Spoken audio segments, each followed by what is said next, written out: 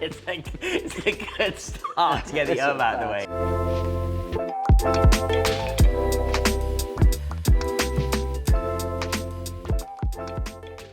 So, welcome to another Free SA podcast. It's our second one we've done. It's a lovely sunny day in Dubai in mid-December, or nearly Christmas now. It's glorious here. We've got Ryan Dixon from Savills featuring with us today. It's his property that we're going to be doing a property tour on. Ryan, would you like to introduce thanks yourself? for having me. My second ever podcast. Oh, it is just yeah. okay. So the first podcast was actually during COVID, when we were all in lockdown here in Dubai back in whenever it was, 2020. So it was sat behind a laptop screen with a big COVID bushy beard, talking about property as well. So it wasn't so much of a tour. We'll try and get that back in. We'll clip it back in at the end, right? Get the Santa vibes going on. I've aged a bit since then as well. But no, thanks for having me. Really excited to be showing you the property, talking a bit about kind of what the owner's done here, which I think has been a really cool journey that I've been part of for the last couple of years as well. Yeah, it's been a long time, right? Yeah, I mean, I remember first having the conversation with the owner 2.5 years ago about the property. Wow. And I think what's really nice about that is when you see a property kind of grow up, because it was just an EMAR standard property before they started doing the renovation, but to see it go back all the way back to shell and core, everything was kind of blown out in terms of the ceilings and everything, right the way back to shell and core, and then seeing it come to this level and some of the detail that he put into it was, really, really cool. Bringing it to market. I think just to note on these, like we're having this set up in a podcast format, but really it's about a property tour, talking about the property, but just in a bit more of a relaxed setting, hopefully. And we've all done a lot of videos, mainly on Instagram. And what we're trying to avoid is us walking around. Typically, when we're walking around with camera, and you're up there with us just on previews with no cameras about, you tend to just watch us. We'll talk a little bit, but we're going to go around touching the walls, feeling the floor, knocking things. So this hopefully just prevents us from doing that. And we won't do too much sofa stroking. Touchy-feely sort of thing. So that's the whole idea. It's a podcast setting, but we want to talk about the property a lot. And naturally, we're going to go in little bits about the Dubai real estate market and how it is here and lifestyle and stuff, etc. But I suppose to start off, do you want to introduce the property? It's on the market now, and size, the basics essentially. So it's on the market now. Its asking price is 65 million dirhams. So we'll put down there somewhere. We'll put what that actually there, over there. We'll put that what that actually means in real money, in terms of euros and dollars and pounds and whatever else we can think of. 65 million dirham asking price. Size-wise, you're looking at 10,300 square foot on the built-up, roughly. Which again, from a square meter perspective, is about 1,000 square meters. Is that about right? Why did you even go I there? don't know. I wouldn't have mentioned 10,300 square feet. 10,300 square foot on the built-up. 5 bedrooms in total. It was, when these were originally built by EMAR, this was a 6-bedroom property. But we'll see as we go through the tour, we'll see what they've done to one of those bedrooms to combine basically 2 bedrooms together to create a super master, which is, I think, a really good idea. Plot size is really good. We're backing the golf course here, so you've got a great elevated view of the Dubai Hills golf course, which is one of the key features, right? I think I was having this conversation the other day with somebody, with a buyer that was viewing this property, and we were saying that if you're going to live in Dubai Hills at this sort of level, you've got to be on the golf course. it's such a good golf course. You obviously get those expansive green views. What's really nice about this row and this property in particular is you're elevated above the golf course. So you get I always say this in Dubai, is that typically in Dubai, a view out means a view back in. No, exactly. So you don't get privacy, right? Yeah. If you go to, I don't know, the Amalfi Coast as an example, you've got stunning vistas, but because you're so elevated, you don't get that privacy issue back in. Yeah. And I think this is one of the few areas where you do still have that elevation. It's not a cliff face, obviously. No, of course, but pretty much everything else is like Hillsgrove. You go to the bigger mansions there, you are flush in line with the fairway on the 18th. Yeah. For all of Hillsgrove, and it's busy. There's people walking past, so you have to then, if you want privacy, you have to then block your view. Yeah. Which defeats the point. You don't have to do here, and the view's incredible, and exactly. Yeah. So that's, and they've actually made the most of that. So at the end of the garden, as I'm looking out now, they used to have a kind of standard EMAR fence, which, being honest, is ugly and it obstructs the view. So what the owner did here is he got permissions from EMAR to remove that fence and then just put a glass fence up. So you still got the, I guess, safety in terms of if you've got pets or children, they're not going to be running out onto the golf course.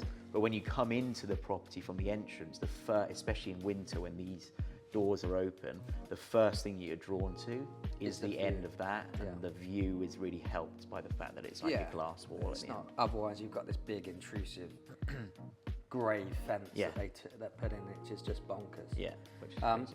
So going back to that, you said about the entrance, it's probably good for us to circle back and like how we would start a viewing, I suppose. Yeah. Talk about coming in the main entrance, the experience, which we talk about a lot without sounding too soft and thing, but it's a big thing when we're looking at bringing people in to view properties. Yeah, I mean, look, I think what sells any property at this sort of level is, yes, of course, it's the property itself, it's the space, it's the location, but I think more so than ever now, it's the experience as well. And I think when you get off the main road here, as soon as you enter that gate, the experience starts. So as you come into the property, what he's done really nicely in the front garden is he's created a water feature on the left-hand side. So that does two things. One, it gives you a bit of a focus as you come into the property. You kind of look left. It's a nice kind of calming environment that you step into from the road. Tranquil. Very tranquil. Also, it helps from a sound perspective. Being honest, we are on a community road here. Yeah. So as soon as you step into the property, that distraction, if you like, of the water, it just helps from a sound perspective as well. So you come into the property, what they've done here as well, which is important to note, and actually you wouldn't know just by looking at it. Originally, this property was an arabesque style. So very typical of EMAR, they tend to have a couple of different styles on the property facades. So in fairways and parkways, they predominantly had two, which was modern contemporary and arabesque. This was arabesque originally, which has an audience, but the audience is obviously a lot smaller than the modern contemporary stuff.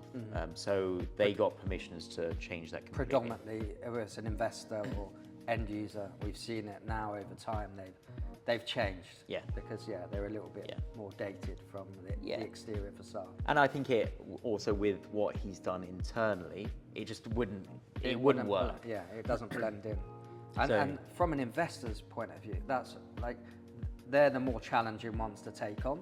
Yeah. Having the arabesque style, because you have to spend more money to change it to be more appealing to the resale market. Yeah. But when you think about it, he would have got it for less than what a contemporary modern one was going for as a standard. And the architectural feature he's changed at the front as you enter is like key as well. Yeah.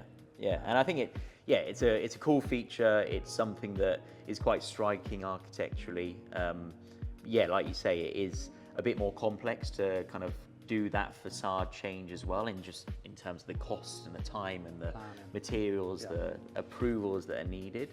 But I think for this property, it's vital, and I think you can still go down an arabesque route and lean into the fact that we are in Dubai and you can still have fun with the architecture in that respect. sure, But yeah. I think with what he's done here, and importantly, the type of audience that we've always targeted with this property, it made sense to And this do that. community is Yeah. the more contemporary, modern version of Emirates Hills, for Yeah. example.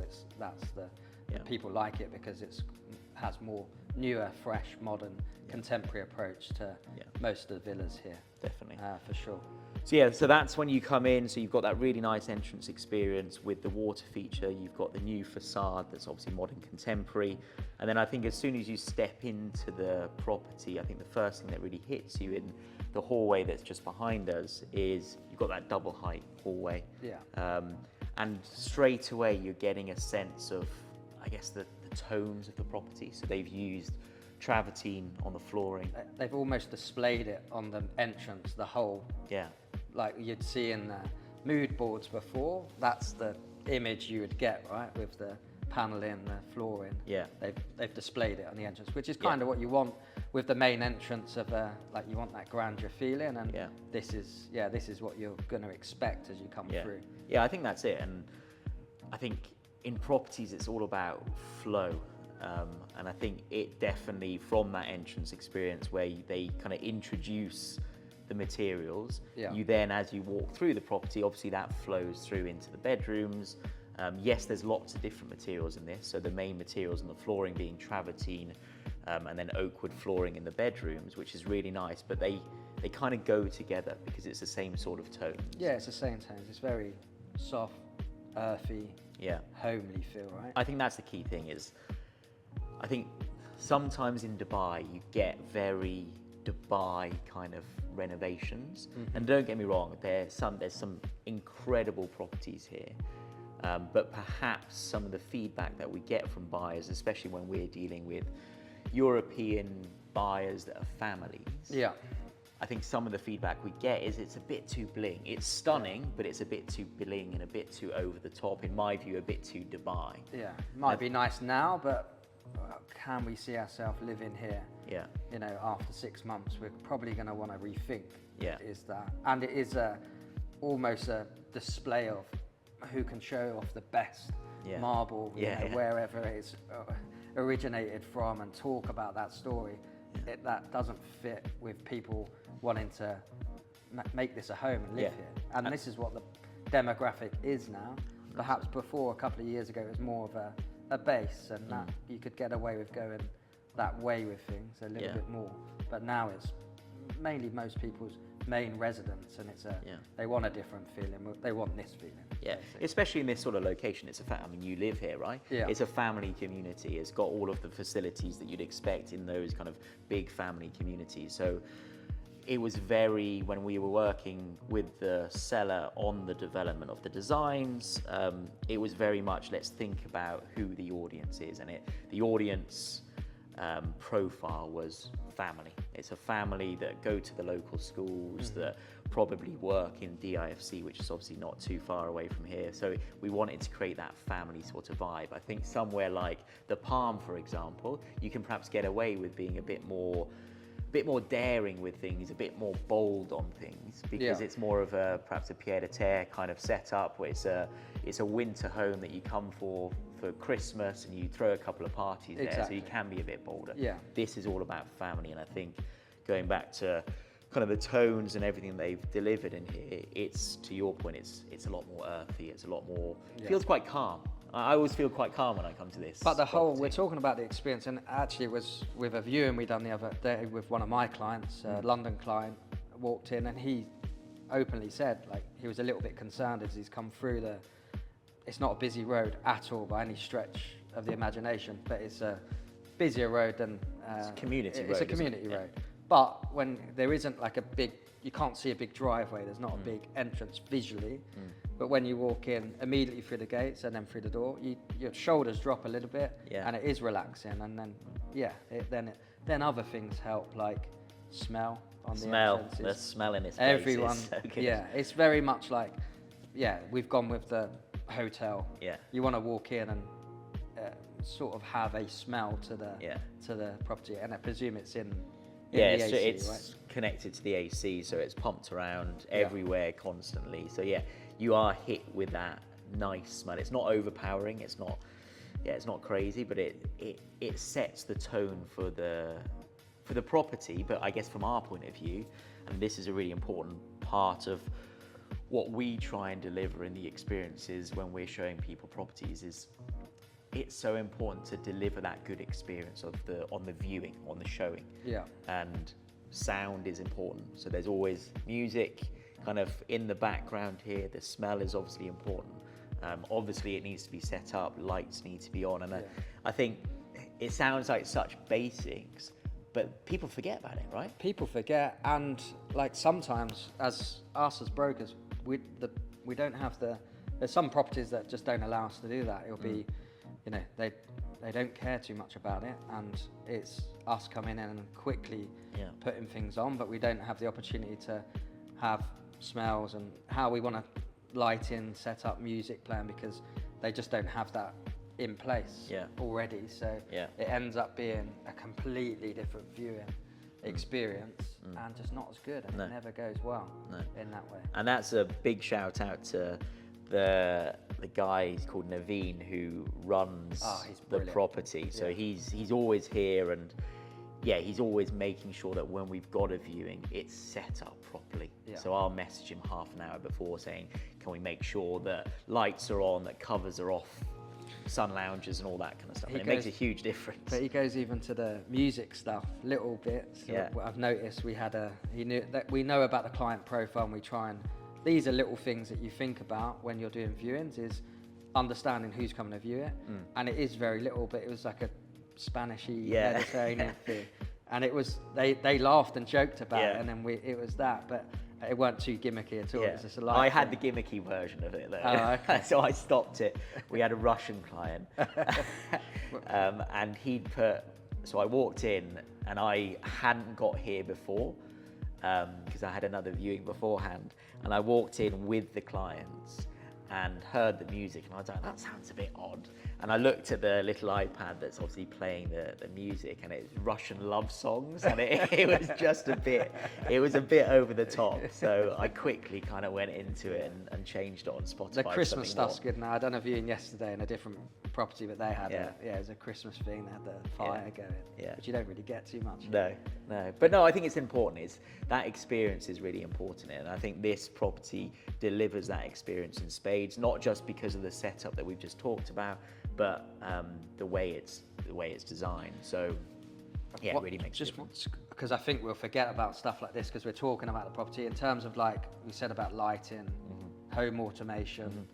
What is it? What's the... So home automation is by Lutron.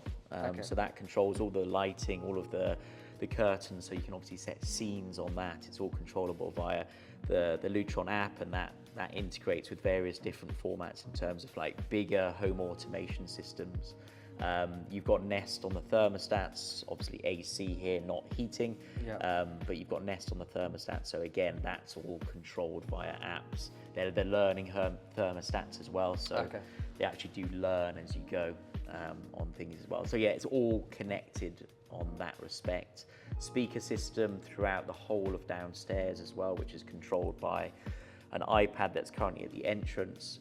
But the important thing about what we did on the automation aspects of the property is that it's expandable as well. So you can very easily add your own personal devices and speaker systems to it as well. Because if you go one way, someone then to reinstate, pull things out. You don't want. If you're trying to retrofit like proper systems, like it's a pain. And it'll cost you a bit of money as well. No, exactly. So that's an important part of it. But I guess as you come through the property, we've talked about the entrance hallway, 5 bedrooms as I mentioned, as is very typical in Dubai. You've got one on the ground floor and then the rest upstairs. Ground floor is typically the guest bedroom.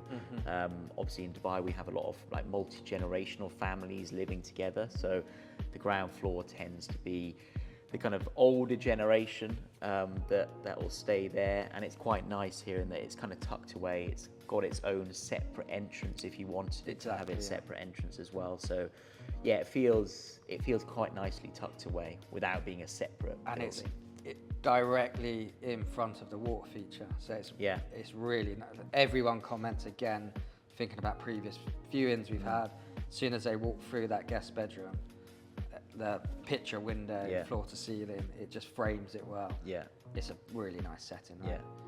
Yeah. And good, like decent sized rooms as well. Like they're all pretty decent sized rooms. In general, these fairways, parkways, Emaar villas, the bedrooms are really good sizes. Ceiling height, good. Definitely. And obviously, as you change the interiors, it makes it feel more spacious and designed better. Yeah, definitely. So you've obviously got the pool table. I suppose. Which we've not had a game of yet. All the viewings that we've done here, we've still not played pool. I don't know. Maybe we'll do one for the camera later. I'd worry about me ripping up the fabric. But that's the thing. It definitely feels homely and all of that, what we just spoke about. But there's loads of wow factors here, and loads of it's not just safe, homely, like bits like that. Practically, from my point of view, 2 young kids who are the same, we'd probably have to remove it because it would be an absolute nightmare for people with young kids and families. But as a developer, investor side of things, and thinking about what gives that wow factor, adding stuff like that, even though it might not be the most practical for the demographic we're aiming for, that will, they're nice plus points. And it makes it memorable, right? So if you're, like we typically do with clients, we'll go on a viewing tour and you'll show them, 10 properties sometimes in a day. And I think it sounds almost like it's planted there. It's not, but I think having those memorable points in a property that people can then go, the one with the pool table. Yeah. Like even we can reference back to it. Yeah. Oh, you remember the one that had the pool table when you entered. It's an easy thing. Yeah. Also, not just for viewing, for content, it looks great, and that's a big thing. It's what we're doing now to sell this stuff. We have to think about marketing campaigns. This stuff is what If we just had the dining table there, which sometimes it just then flows in with the other properties. So if you can't add stuff like that, it makes it a little bit more fun. Definitely adds another level to it, I would say. Yeah, and we've got a chessboard there as well, so if you don't fancy something as aggressive as pool, not that pool's aggressive, but you know what I mean, then you've got chess. You've got chess as well. But then you've got you've got 2 kitchens in this property. You've got the show kitchen, but it's a proper show kitchen. So I think some show kitchens are more of a bar sort of concept with a small cooking surface. Yeah, maybe like a breakfast thing. Yeah, this is a proper, it's got the breakfast bar with a few bar stools in front of there, but it's also got, as you'd expect in this level of property, it's got proper Miele appliances in this case. You've got the ovens and the induction hob. And then in the chef's kitchen, which is just behind, you've got a gas range cooker as well, which small detail, but actually quite important, because we see it so many times where you'll see a property that only has an induction hob, and there's certain demographics of buyers that they don't know what to do with it. But then, but that's a first negative in their mind. Yeah. Very small point, because everything's easy to change, stuff like that. But it builds up, and either if they like it, they're either going to try and there's some negativity to try and reduce price because they've got to do stuff. But obviously, it hits those requirements for both sides of things. Yeah, so that's nice in that you've got that proper chef kitchen, and it's a really good sized chef's kitchen as well, with loads of storage, and then you've got that show kitchen, but it's still a usable show kitchen. So for both demographics, actually, if you think about Europeans, typically we're used to open plan kitchens because kitchen is typically the heart of the home and you want it to be a very sociable space. That this property ticks those boxes with that show kitchen. But if you're an Indian family or an Arab family that tend to prefer closed kitchens, you've still got that option. So absolutely. the smells are contained in that kind of back of house sort of area. And it's just not an afterthought, because sometimes there is, okay, let's get the chef's kitchen in, it's too small, or the other way around, let's just get a show kitchen in, it's too small, and then there's an oversized thing. The balance is perfect on both of them. Yeah. And it's a proper, not chef's kitchen, not like dirty kitchen. Or, you know, it's a good place. And it is kitted out properly, right? It's a nice place to be in. Like if you, sometimes chef's kitchens do feel, to your point, quite kind of forgotten about and dirty. Yeah, and very. That's what it drives me insane a little bit when we go on viewings with other brokers. It's just naturally, I think, the thing to reference it. You'll be in a property like this, and $10 million plus, and it's kind of not the thing that you want to be mentioning. No, a dirty kitchen. Yeah. It's a bit of an odd concept, isn't it, or a bit of an odd term for it? Yeah, a little bit. Yeah, but this does it really nicely, and then behind that chef's kitchen, you've got practical things, so laundry. This property's got 3 staff rooms. So originally from EMA, it had 2 staff rooms, one downstairs and one upstairs. Here, what they've done is they've added an additional driver's block. So you've got 3 in total, and that's a separate, the driver's block is a separate block. Nice bedroom area, good sizes, again, en suites, so it's completely self-contained. And then inside you've got what I'd consider the nanny's room upstairs, because it's between the kids' bedrooms. And then downstairs behind the chef's kitchen here, you've got the maid's room, I guess you'd define it as. Which is, again, another key that now, it was previously, but even more so now, is people need staff. And again, the viewing we was on the other day, I mean, he had no children, but with the industry that he's in, with the crypto side of things, they have to have security, insurance purposes. And if it didn't have the extra block, again, perhaps it wouldn't work for a lot of people. So I mean, I think it's. I mean, we're obviously living here with our families, and I remember when I first came over to Dubai, the concept of having staff just felt really alien, right? It still does a little bit for us. We're still a bit. But I think for anybody that's watching and listening to this, that's from Europe and thinking these guys are talking about staff rooms and blah blah blah, it's part of the lifestyle here in Dubai, and it's part of, being honest, the appeal here in Dubai is to be able to have the accommodation that allows you to have people that can help around the house. And I think it's such a vital, at this level obviously, but at any level of property, to be honest, it's so vital to have that facility in place, because typically we're away from our families, right? We've not got Nana and Grandad around the corner that can come and look after the kids, so we have to have that extra help. And also, even if you do have family here, which that's happening more and more now, that it's not just, my in-laws are thinking of coming over. You're on camera. That's a good thing. The in-law things keep coming out, and my in-laws amazing. So, but it keeps coming up on camera, and it sounds like I'm negative. Yeah, no, we're not definitely negative. not. Yeah. But in terms of it is a good point with the having staff and having help. But it helps. It allows us to focus on work more. Yeah. While still being able to have the family life. Yeah. Without making, like, you have to go all in at work and then you don't see your family, and then that's a disaster. It allows you to have the balance. It's not just for having staff for the sake of it, because Dubai is, that sort of way it is to help you focus on family and your career, basically. Yeah, and it feels like we're trying to justify the elaborate thing of having that. But I think, look, Dubai at the moment is going through this amazing journey, and I think people are looking at Dubai, obviously, more and more so as not just a great place to come and save money because you're on a tax-free salary, which was the case 10 years ago, 15 years ago. Even when I came 8 years ago, that was probably still the focus. Now that's not. That is obviously an important factor, but it's not the only thing. It's all around lifestyle. And I think what's really key, if you look at a lot of the clients that we deal with that are coming over on corporate jobs, working for some of the big corporates back in, well, wherever in the world, 10, 15 years ago, they were having to put really excessive and excessive being the key word, excessive packages in there to make it appealing. To make it appealing. Someone to they take needed that to move. dangle that carrot for somebody to come and live in the desert. Tax-free was a big part of that. But I think now, more so than ever, those crazy packages are reducing because it's just an amazing place to live, right? Yeah.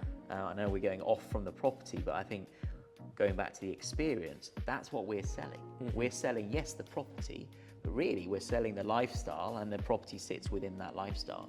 And I think things like the staff, going back to that, is part of what allows you to have that really good balanced lifestyle. And then there's the weather, there's everything there is to do here, location globally, in terms of it's a bit of a hub for exploring the rest of the world, which is something that I'm looking forward to doing more and more now that the kids are getting a bit older. Yeah, exactly. But it's that whole package that is seeing what we're seeing now, is we're seeing people leaving Europe. I mean, there are other places, but we're skewed towards Europe because of our backgrounds. But you're seeing people leave Europe and leaving what's happening there and coming over here because the lifestyle is such a impressive one, and it offers so much value and convenience for people. And especially in Dubai Hills, where we are now, that has everything in this small vicinity. It's a town within the city, right? Town within the city, for sure.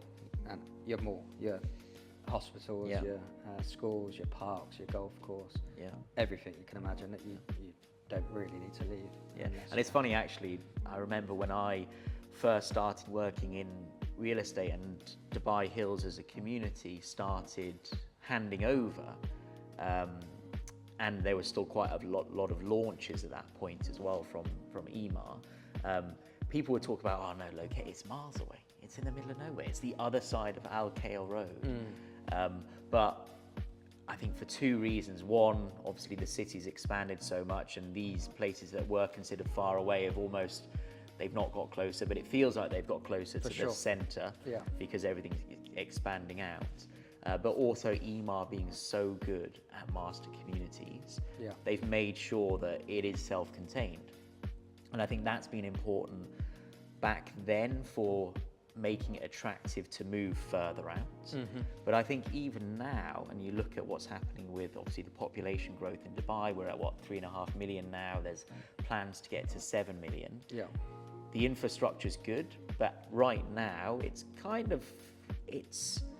getting to the point where infrastructure is being expanded out. And I think, yes, of course, the Dubai government and RTA and everything will always expand infrastructure out. I was talking to somebody recently, and he's been here all of his life, and he was saying that every 10 years the traffic gets bad, and then they just go boom with the infrastructure and fix it. Well, it happened over the summer when most of us left for the summer, as we do, to go back to Europe and travel or whatever, come back and there's new roads, new bridges, everything in, and it helps. But that's the key thing about Dubai.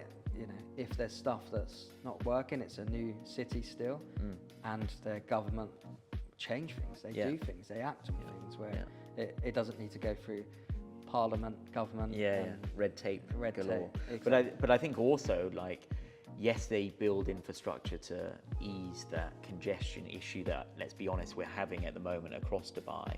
But I think with master communities like Dubai Hills being developed and it being a town within the city, that's part of the thinking as well, because it's a maturing city, right?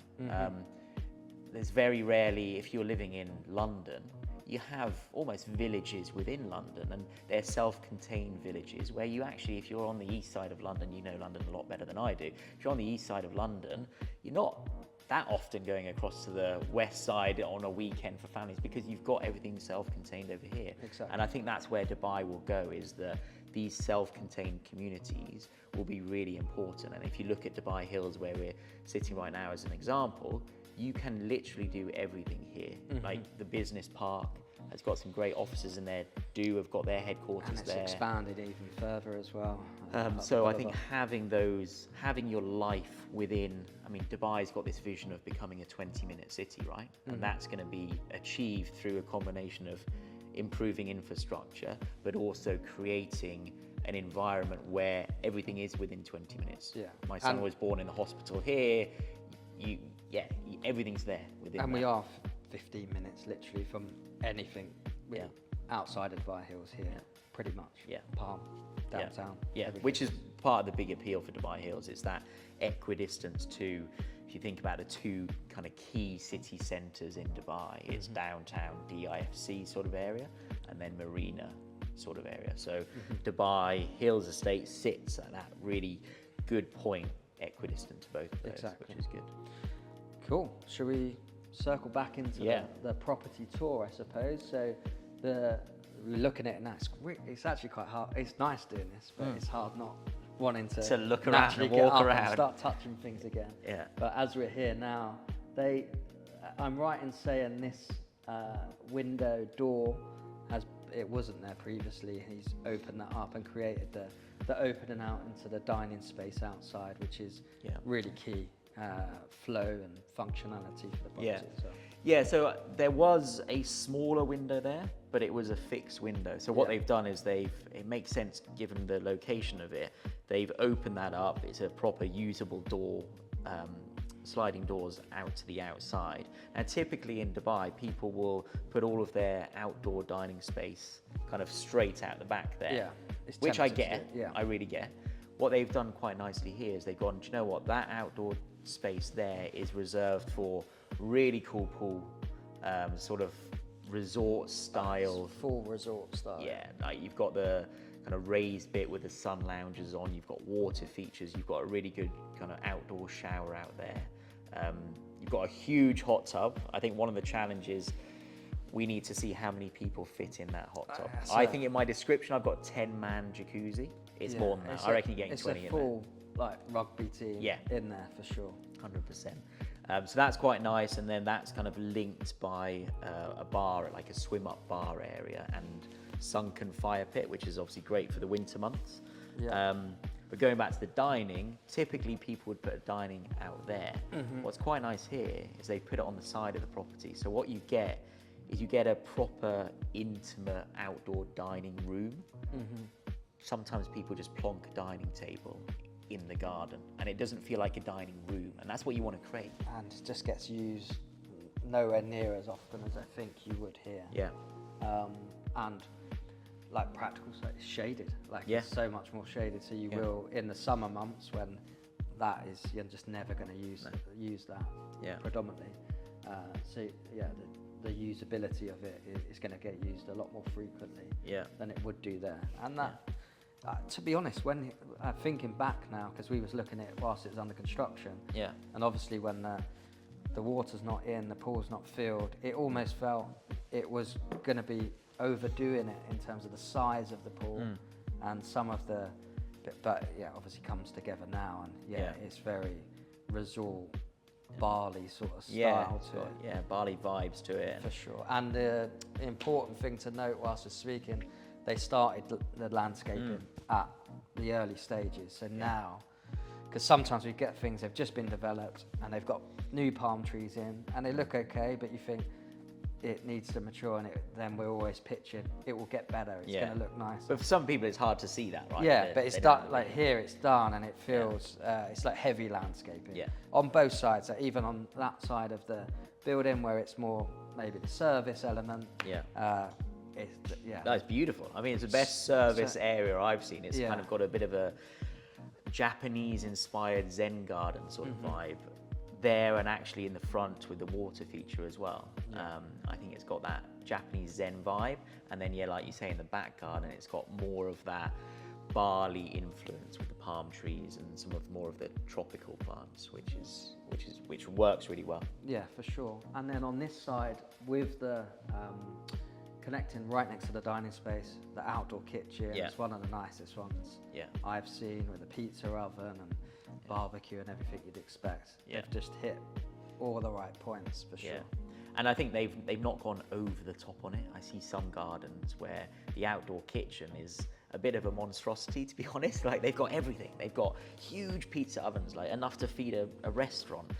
They've got huge barbecue areas and sinks, and I mean they've got a sink out here, but sometimes it's over the top. I think this is a nice balance. It blends in. It's quite subtle, isn't it? Yeah. It just fits in with the landscape, and it sort of tucks away with it in that sense. And then the pool house. Pool house is a really good. So originally these properties are about 8,500 square foot. This is 10.2. So that's where it's gained. A lot of it's gained there. Yeah. So having that pool house, I think it's brilliant.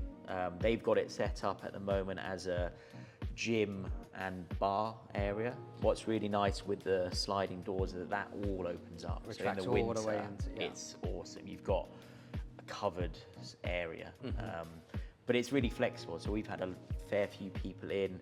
One American client was looking at turning that into more of a spa sort of setup. Okay. With sauna, steam room sort of things going in there. So it's a really flexible space. Yeah. I think it'd be amazing as an office. I think we've spoken about it before, For right? Sure. Yeah. I think looking from that space, again, you're elevated above the golf course. So from the office looking down the fairway. To have that bit as your desk, and you can almost have keep the as it is now, but perhaps have that almost like your sort of lounge as you get before you get into your office, that sort of vibe. Exactly. But he's left it open for that, but also it's, having gym equipment. So again, that's what a lot of people want as well. It's like 50-50 in what way someone goes with that. Yeah. But it's just, it's seamless, everything. When you open those doors, the flooring's all at the same level, everything's just perfect on that front. And it goes back to the owner of the property and the people that were kind of managing the whole process. And we've spoken about it before, but super meticulous on everything. And I think it was quite a hard slog. It was 18 months of development, this property. And that's a little bit longer than, some people can do that, a quicker turnaround. Yeah. But will cut corners, make mistakes. Yeah. And not rectify. I think that's key. Make mistakes, not fix them, and go, it'll do. We'll run with it. Yeah. Whereas this, they didn't allow that to happen. So as a perfect example, the travertine flooring as you come in faces long ways out towards the garden. Obviously for that indoor outdoor kind of lifestyle and living, they've continued that travertine to outside facing the same direction. Initially when the pool was built, the travertine tile was that way, and this sounds super detailed, but I think it shows the level of attention that they put into it. He got them to take all of the travertine tiles out of the pool, put them back that way, so that from the door through to the end of the garden, all the travertine flooring flows the same way. Most people won't notice it, and I was talking to somebody recently about this, is that I find that sometimes when you're in a property, it's actually 100 small things that make the difference. And when you talk to somebody about their feedback after a viewing, one of the common things that we get as brokers and buyers get as buyers is, I don't know, there wasn't something quite right about it. And after all the viewings I've done over however many years, I've put that down to what they see subconsciously is 100 little things, bits, and they can't put their finger on one thing, but it's there, and it's little things that niggle. And I think the direction of the tiles, it sounds like such a ridiculous point to be talking about, but the direction of the tiles is one of those small things that makes a difference.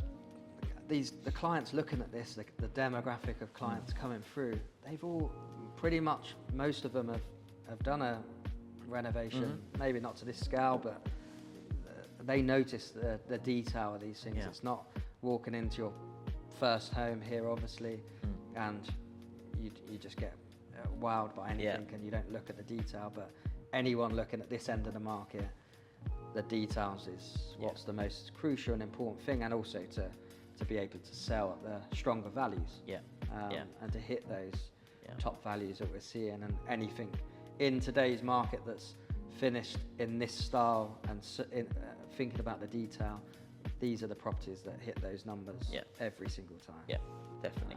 And quality is so important. And going back to the kind of influx of international clients, especially influx of high net worth international clients, these people have got really good experiences in terms of their properties wherever else they live in the world. Yeah. Their hotel stays, they're staying at some of the best hotels in the world. They have a standard. They've got those benchmarks that are firmly set, and they're firmly set high. I think Dubai has, and to a certain extent definitely still lacks and falls behind quality standards typically across the board. It's getting a lot better. Consistently. Yeah. Like there's loads of examples coming through Yeah. that are hitting those high standards, exceeding in bigger scales normally. Yeah. But as a consistent basis, if we go and look at a 10 property tour of the rest of these villas, then the standards dip and other And this stands out. I mean, we've done those 10 property tours or even 5 property tours in Dubai Hills Estate. This one stands out because the quality of the materials is really good, and the quality of finishing and the attention to detail is really good as well. So it makes a difference, and it makes a property really stand out in that respect from a quality standpoint. Cool. And then back into this space. Yeah. Good open plan living space. Yeah. Comfy with the furniture, high quality furniture. One of the biggest TVs I've seen, but actually doesn't feel it because of the scale of the room anyway. But it's the balance is there for sure. But practical things are storage. Yeah. We do it on viewings, but we show it as a key feature. You already point out. But there is practical element. All of that area we look at there is stacked with storage, which often gets missed out. Yeah. It's a really basic thing to point out, but people don't think of it, and it's It's especially when you're dealing with, I mean, you know what it's like. It's Christmas time at the moment, but as soon as we get to January when we're back, where do you put all that stuff? Yeah. And it's in some of these like show villas that are done very nicely, that's forgotten about. And I think it's important to consider that, because again, it goes back to that demographic and audience of the profile of buyer that's going to buy this. They're going to be a family, most likely. Yeah, so sure. Yeah, storage practicality is key. So this has got loads of it in the living area, but also in the hall area as well. Loads in the garage, and you've got a few other areas as well. So yeah, it works really well. Yeah, definitely. Cool. I think we've done the ground floor in the tour. Yep. I think we covered most things. I yep. think we wanted to jump on something just to break it. We'll do upstairs shortly, but it'd be good to break it up and speak about. We wanted to talk about collaboration. Collaboration as brokers quite fit in to do that, because it's exactly what we're doing now. Yeah. Different agencies, but talking about how collaboration is key in bringing these properties to market, selling them. It's not about just keeping a listing to yourself and trying to sell it internally within your company or by yourself, which some companies do and some companies do it well, in fairness. But for us and for the clients that have spent 18 months to get to this stage, it's all about who can we help complement selling the property. And I think it's something that we said about Dubai lacking, but the Dubai market generally lacks, the real estate market.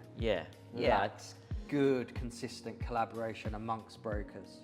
I think it's developing, right? And I don't think, to be honest, I don't think anybody's got it 100% right at the moment, because I think if you look at some of the other markets that you've operated in, and I look at Australia as an example, and US obviously strong in that respect, but UK obviously where you worked as well, is that there's very much, you represent your clients typically on one side, right? Yeah. Like UK was, you represent the seller. Pretty much, you have your buying agents that look after some buyers, but very small pocket, mainly at the upper end of the market.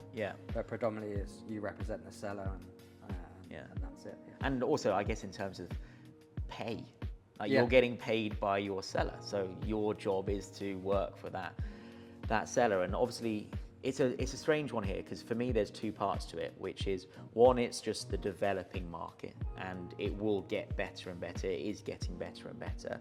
The second is, and it's kind of linked, but it's also the structure in which we operate.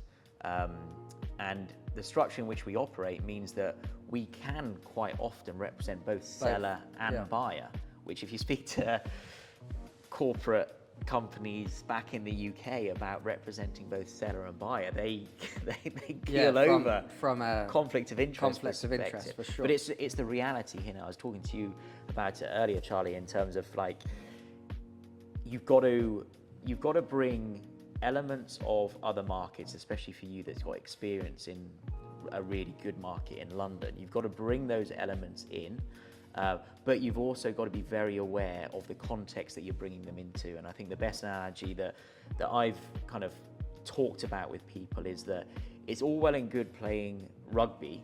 Rugby's probably, I'm a football player, you're a football player, but rugby's probably considered a better sport, right? It's a bit more gentlemanly, it's a bit more respectful, it's just overall a better sport. It's all well and good playing rugby, but if you're going to try and play that on a football pitch, you're going to lose. And I think the analogy there being is that there's no point bringing that rugby approach to this market and trying to play it on a football pitch, because it's just not going to work. You'll lose and get eaten by the rest of the market that don't operate in that manner. Yeah. So I think going back to the collaboration point, I think it's super important to collaborate, and I think the market is maturing on that. I think it's the watch out for me is that we've got to be careful with, one, who we collaborate with, but also how we collaborate and almost putting rules in place up front. And I think one of my biggest bugbears on the broker front and the collaboration front is when brokers will try and almost shotgun, almost like ring fence a property by saying, hey, look, I've got this property. Yeah, it's a good, hadn't thought of that. And then you're kind of like, I'm stuck now, because I want to work with you. Yeah. But it's open to market, they're basically. They're casting a net, approaching to as many brokers as they can. Yeah. Just that's it. They have to come through you, but they're not thinking about it from a, what can that broker bring to the table to help sell this, and we do it together. Yeah. Similar to Savills, big corporate, global, recognized brand. We're more of a boutique sort of approach, different approach, having different approaches to selling the property, and not have. There's no point having 3 of the same type of broker or multiple people trying to do it, because they're not offering anything different. They're appealing to that network of buyers, clients. Yeah, and that's a conversation I always have with sellers. Like, look, exclusivity is great, right? When you can get exclusivity, it's great. This market doesn't really operate that much on an exclusive basis. It doesn't not do it. But I always say to owners of properties, if they aren't going exclusive, I'm like, fair enough. But if you're not going exclusive, don't go with 3 of the same brokerage. Exactly. Don't go with your homegrown big volume brokers. Don't go with 3 exactly the same, just a different name above the door. Exactly. Go with one of them because they offer really good value. They're brilliant at what they do. They play the volume game. They've got 200, 300, 400 brokers working there. Go with those guys, but then go with maybe more of an international. If that one's homegrown, go with more of an international operating business. Savills obviously being that one of those brands that do that, but then also from a 3SA perspective, more boutique. And I think what more boutique offers you is it offers, and I was watching one of your previous videos and Andreas was talking about it in terms of you've got to create a box for each different property. You don't just put property A in the same box as property B, C, D, and E. Yeah, exactly. You create its own marketing plan and its own approach per property. But naturally, with a smaller agency, you have more time to think about that. You have more staff, like photographers, video, marketing team that then have just a few people to think about less properties. you go on the bigger agents, 200, 300, 400 Yeah. agents, they haven't got time to, everything has to fit in that box. So, Yeah. yeah, it's about combining all those together. Yeah. And I think that's why we've worked together on this, because we understand where each other's strengths sit from a broker perspective as individuals, but also from a brokerage perspective. And I think we've obviously worked together in previous companies, but I think that understanding and respect of each other and the way we approach things, and understanding that there's 100% trust there. Yeah. For you to go and do your thing, for me to go and do my thing. And it really works. So we brought a lot of clients through. You've brought a lot of clients through on this property. And I think going back to the UK kind of business model and in terms of who you're representing as a client, in the relationship that we've got on this collaboration, I'm really representing the seller. I can say to the seller, look, I'm working with 3SA. Here's why I'm working with 3SA, because they've got a really strong network in Marbella. They've got a good European kind of setup, which is where a lot of our clients can come from. Obviously, Savills have that as well, but it's a different type of client base. And it allows me to say to the seller, look, we're taking a more boutique approach with these guys. And sellers love that, because then you're doing things that are slightly different to what a lot of other brokers will do. The net is casting wider for them to find the right client for this place. Yeah, exactly. And I think that's the key thing. And whenever I talk to owners of properties about exclusivity and going out to the broker network, for me, I've got two audiences. I've got my buyers, and that might be existing buyer group, or referrals that they might introduce me to. But then also, if we're marketing the property on the portals, on the website, doing social media campaigns behind it, obviously that's bringing other direct buyers in. So obviously I've got my buyer profile and buyer network. But really, really importantly, for me to get the right buyer for this property and for this seller, so that we achieve the right price for it, the broker network is so key.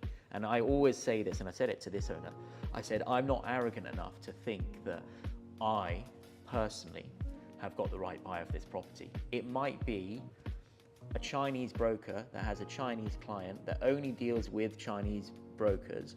They might be the perfect buyer for it, not just in terms of liking the property, but paying the premium for it. That happens it happens so frequently. Quite commonly. So I think it's just so key to make sure that you're not kind of ring fencing your property, closing the doors, for wanting a better word, to other people coming in, and actually just opening it up and going, my job representing the seller is to find the best buyer for this property. That buyer might exist on a social media advert lead that comes in, or a property finder lead that comes in. But probably more likely it exists with Charlie's client or another broker that Charlie knows that he can bring, which is key as well. It's not just doesn't just stop at kind of one broker removed. It's okay to bring a couple of people into it. I'm finding the move from a bigger corporate global stuff to 3SA.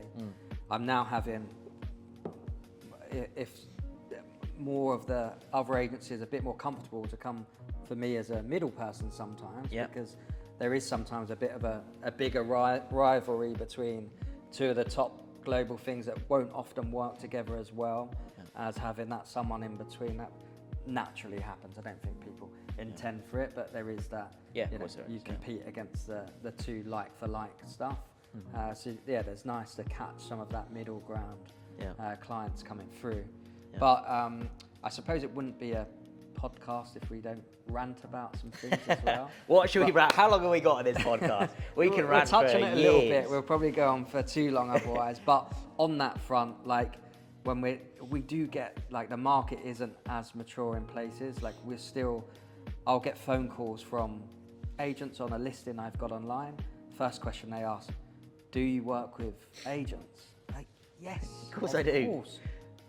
Why would you even start that way? But on the other side, we'll have a search for a client. We'll go through Property Finder as you do, or any of the portals, and sometimes you make that call and it's like, no, sorry, I don't work with agents. Yeah. Phone gets put down. Yeah. Which is crazy, right? Like you're just not represent. We think that you're just not representing that seller properly. Yeah. Because you might have somebody that's prepared to pay 5% premium on that property because that's the only villa or only property that they want. And so if you're closing, as a broker, if you're closing your door to that, at least conversation, and don't get me wrong, like I think we have conversations with brokers sometimes and you're like, I don't think you've qualified your client properly. Yeah. I'm not sure, like, here's what you need to do to work with me or to see the property. Let's get an understanding of their profile, find out where their funds are, as an example. You just ask questions, but there are a lot that are just, they don't do that with every agency. So normally, if you're more recognised in the broker network or in Dubai, then they're a bit more open to working, even if their go-to is that we just don't work with other brokers. So that is just drives me insane for sure. The other one is like you'll have a client search, and this probably happens, and you've worked for one of these, maybe the more mass market agencies with the volume stuff, driven stuff. Their first question is, what's the last 4 digits of your client's phone number, and what's their family name? And when that first started to happen to me, I was like, this doesn't make sense. Like I can't. You have to give it sometimes, or you do, to get to. You do what you do to. Just give the wrong get number. Just give your mum's number. Someone you don't like and you want them to get 100 calls, but that approach is still baffling for me, and it drives me bonkers. Yeah, also. I mean, like you say, I've worked in one of those agencies, and obviously the strength that these big agencies have that have been here for a long time is obviously the data. Yeah. And so clearly that's what they're doing, is they're, in a lot of cases, they're quite confident that they've dealt with that client at some point. Yeah. So it's really just making sure that they're protecting their data on that front. But I know what you mean, because quite often you'll give them the 4 digits and they'll go, oh yeah, we're working with them. And then, I mean, I've done it. We were working with them 6 years ago. And then you give them a cheeky call and say, hey, Mr. and Mrs. Smith, like, here you're looking at, I don't know, whatever community, and would love to help you out. It's a bit creepy for them because they're like, how do you know this? Yeah, exactly. But then also sometimes, you get, it might be a newer search than that, but they've gone through the rounds of clicking online, gone through that journey if they've not been referred to the broker that they want to use, and they have to go down that longer route. And then they land with someone that actually, we're comfortable with you. This is a good approach for us. And then they don't want to be called back by the other agents. So there are a couple of little bits. Anything else? I mean, look, I think quality level is getting better in terms of brokers. Quality level, I still think, is questionable, just in terms of knowledge base, real kind of. I come from a corporate marketing background, so data is super important in making any decisions when I was in that world. But I think perhaps more so important in buying property world to make those data-driven, conscious decisions. And I think one of my big bugbears is that if I've got an investor that I'm working with and we're searching for property and you're talking to brokers about the numbers behind it, a lot of the time you just get blank responses, blank faces. It's like, no, here's the built-up area and the plot size and how many bedrooms, and they'll open a door and say this is the kitchen. But in terms of that real kind of expertise on understanding the numbers behind it, in terms of whether that's an investor or an end user, understanding your market. And it goes into area specialists to a certain extent, but I don't think it's just about area specialists. I think me and you, as an example, we do cover broader areas. We have a focus, but then we're naturally around the city. Yeah, and we've got an understanding of the important numbers that can support decisions and support the right decisions for our clients. And I think, one of my big bugbears is a lot of brokers not having that understanding and that knowledge of the fact that that's important, let alone the numbers to back it up as well. Yeah, exactly. Cool. All right, that was a small Rant over. That was a really. I think we were rant. quite controlled on that rant. Super controlled. I mean, that's never normally the case. No. Normally we're like two older men that just call each other and moan about property related stuff, basically. Yeah. That's normally our conversation. Exactly. So that was really short. Either that or the kids. Moaning about the kids. Most of the time. Yeah. Should we go upstairs? Yeah.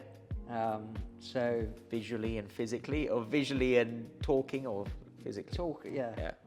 We'll stay here, but stay go here. up. So you touched on it before with the Mega Master combining originally. Are we allowed to say master? I'm always very conscious about master versus principal. Yeah, but when I talk to people about principal bedrooms, they're like, what do you mean? Master. Yeah. Oh, yeah, I got it. It was a UK thing a few years ago, maybe 3 years ago, that it was like, you cannot say master anymore for obvious reasons without going down that route. And I used to say that a lot, and then I start saying principal, but then I try and say principal if I'm trying to be smart about it. We'll call it the Mega Master. That's a Dubai Mega way Master, of calling it, isn't it? There's none of that here. Yeah. So the Mega Master, the principal suite, the main bedroom, the big gaff, or whatever you want to call it, where the magic happens, whatever. Let's not go down that route. Basically, originally, like I said earlier, it was a 6-bedroom property, 1 bedroom downstairs, 5 upstairs. You've kind of got 3 on the left-hand side of the property, so I'd consider them the kind of kids' bedrooms. Kids or guest rooms. Because you've got the nanny's room there as well, and then on the right-hand side of the property, previously they had facing the golf course was the master bedroom, and then behind that, facing the front garden, was another guest bedroom. Good size, all en suites. Again, naturally, you don't guest bedroom next there. If you've got family of more kids, you're not going to want to have some kids there, some kids there. So now the flow of it's much better. It's much better. So when you get upstairs, you've got a really good sized family area, which then leads out onto a balcony. So in the family area, you've got the TV set up, sofas, which again is very typical in Dubai, especially at this level of property. And then just off that, you've got the master suite, and they've combined those 2 bedrooms on that side into one big. Goes all the way from the front of the property to the back of the property. Where they had the previous bedroom previously, they've turned that into a huge walk-in wardrobe. So the walk-in wardrobe is the same size as a really good size, so that's, to be honest, that's probably, let's be stereotypical about it for a minute, that's going to be the wife's or the female. Are we allowed to say that? I'm not sure. But that's where my wife would definitely be shotgunning that space. But really good setup. It's got an island in the middle with really nicely lined drawers. Like it's the carpentry in that space is really nice. Even things like the curved edges on the carpentry just adds that kind of softness that I think you get throughout the property. And we're just going to talk about we'll come back to that. So that walk-in wardrobe is huge. Loads of light in there as well, because it's obviously got the original bedroom. Original bedroom windows, which are floor to ceiling. It's got a little balcony out there as well. So again, going back to experience, you can imagine that sort of experience. You're getting ready for a nice night out. You're having a drink on the balcony whilst you're getting ready. Like it kind of plays into that whole kind of setup that you're creating. And then where the previous ensuite was to that bedroom, that's now the walk-in wardrobe, they've created a safe room. So that's got an Italian branded fire door on there that's got a proper smart lock on there. And then within that, you've got, within that safe room, you've got 2 big Chubb safes. They blocked the window that we used to be in the ensuite up. So you've got that proper feeling of security and it feels like a proper safe room. And then at the front of the master bedroom, you've got his wardrobe, which was the original for the master. Still a really good size. Really, really good size, You've got a really nice, in fact, the bathroom in the master bathroom is probably one of my favorite rooms in the property. It's just got a really nice feel to it, balanced really well. You've got a proper walk-in shower, but you've also got the bathtub. You've got as you'd expect, a double vanity sink, but it's just been done really nicely. And then all the bathrooms are quite consistent in terms of materials, and it blends, it ties everything in quite nicely. Which is important, right? You don't want that kind of a show bathroom that feels very disconnected to everything else. So they've done that really nicely, and then the master bedroom is just really well proportioned. It's got access onto the balcony, so you've got views out onto the golf course, which is really nice, and then obviously looking down into the back garden, into the pool area and everything. And it's just been done really nicely, really nice carpentry throughout, big kind of oversized headboards, bringing those kind of nice, warm, earthy tones in with some of the oak wood features on the wall cladding. And then importantly for all of the bedrooms, they've got oak wood flooring underneath. So brings that kind of softness through, not just visually, but it's a softer feel than having like a hard porcelain You have some tile engineered wood in that as well, you say, with the practicality of things. The reality here is that obviously you've got harsh conditions, you've got humidity, especially in the summer months, which people forget about. But you've also got AC running, AC non-stop. 9-10 months of the year, probably 12 months a year for most properties. So going for a solid wood floor, nice idea, but practically not that sensible, in that you're going to get issues with it.